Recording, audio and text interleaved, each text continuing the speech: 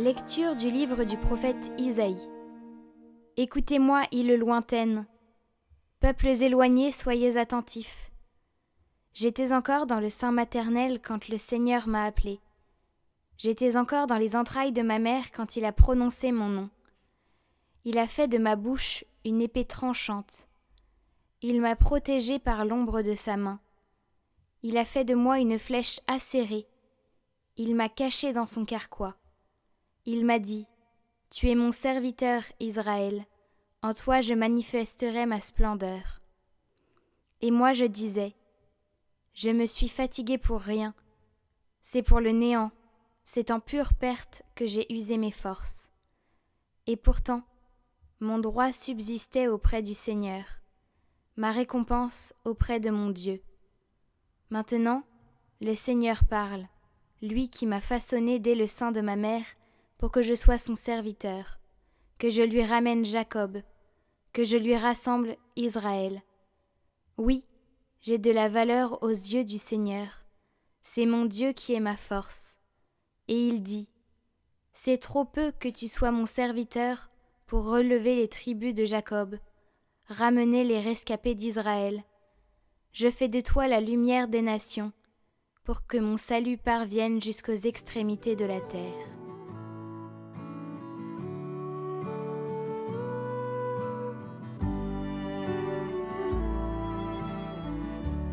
Ma bouche annonce ton salut, Seigneur. En toi, Seigneur, j'ai mon refuge. Garde-moi d'être humilié pour toujours. Dans ta justice, défends-moi, libère-moi. Tends l'oreille vers moi et sauve-moi.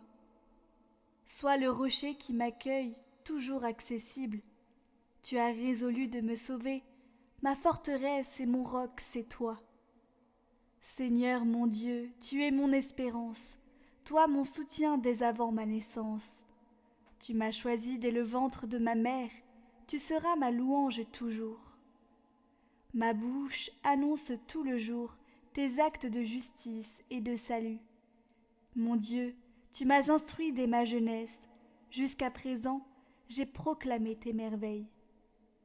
Ma bouche annonce ton salut, Seigneur.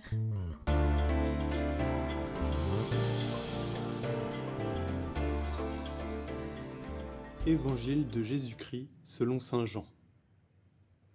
En ce temps-là, au cours du repas que Jésus prenait avec ses disciples, il fut bouleversé en son esprit, et il rendit ce témoignage.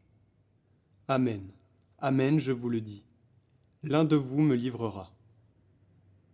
Les disciples se regardaient les uns les autres avec embarras, ne sachant pas de qui Jésus parlait. Il y avait à table, appuyé contre Jésus, l'un de ses disciples, celui que Jésus aimait. Simon-Pierre lui fait signe de demander à Jésus de qui il veut parler. Le disciple se penche donc sur la poitrine de Jésus et lui dit « Seigneur, qui est-ce » Jésus lui répond « C'est celui à qui je donnerai la bouchée que je vais tremper dans le plat. » Il trempe la bouchée et la donne à Judas, fils de Simon l'Icariote. Et quand Judas eut pris la bouchée, Satan entra en lui. Jésus lui dit alors, « Ce que tu fais, fais-le vite. » Mais aucun des convives ne comprit pourquoi il lui avait dit cela. Comme Judas tenait la bourse commune, certains pensèrent que Jésus voulait lui dire d'acheter ce qu'il fallait pour la fête ou de donner quelque chose aux pauvres. Judas prit donc la bouchée et sortit aussitôt. Or, il faisait nuit.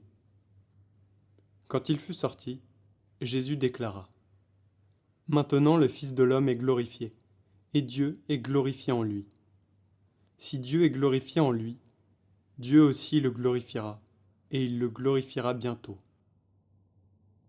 Petits enfants, c'est pour peu de temps encore que je suis avec vous. Vous me chercherez, et comme je l'ai dit aux Juifs, là où je vais, vous ne pouvez pas aller. Je vous le dis maintenant à vous aussi. » Simon-Pierre lui dit, « Seigneur, où vas-tu » Jésus lui répondit, « Là où je vais, tu ne peux pas me suivre maintenant. Tu me suivras plus tard. » Pierre lui dit, « Seigneur, pourquoi ne puis-je pas te suivre à présent ? Je donnerai ma vie pour toi. Jésus réplique, tu donneras ta vie pour moi?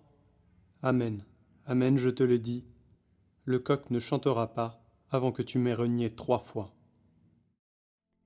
Chaque matin et chaque soir, je ferai un beau signe de croix, lentement et sérieusement, en pensant à ce que cela signifie. Je pourrais embrasser les plaies de Jésus en croix, en lui demandant pardon pour mes fautes de la journée.